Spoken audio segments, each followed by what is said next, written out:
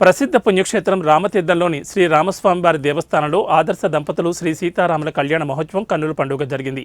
వందలాది మంది భక్తులు జయజయలు పలుకుతుండగా శ్రీరామచంద్రుడు సీతమ్మ వారి మెడలో మాంగళ్య ధారణ చేశారు. ముత్యాల తలంబ్రాలు పోశారు. ఈ అపూర్వ దృశ్యాలను చూసి భక్తులు పరవశించారు.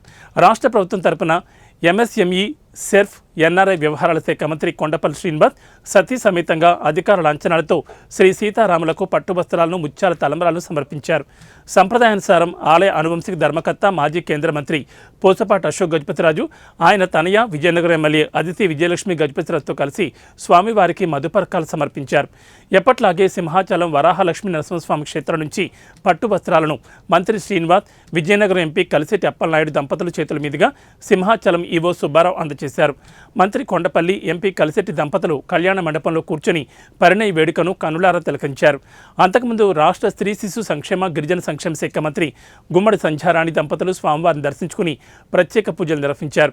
ఈ కార్యక్రమంలో రాష్ట్ర ST commission chairman doctor DVG Shankar Rao, మాజీ మంత్రి ఎమ్మెల్సీ బొత్స సత్యనారాయణ, ఆయన సతీమణి, మాజీ MP Jhansi Lakshmi, MLC doctor Suresh Babu, దేవాదాయ శాఖ DC Sujatha, AC Sireesha, RDO D Keerthi, Ramatheertham ఆలయ ఈవో వై శ్రీనివాస్, తహసీల్దార్ సుదర్శన్, పలువురు ప్రజాప్రతినిధులు, అధికారులు పాల్గొన్నారు.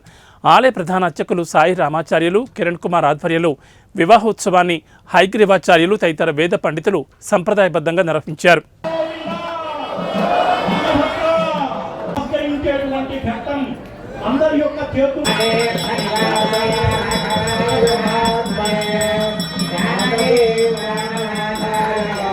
రామచంద్ర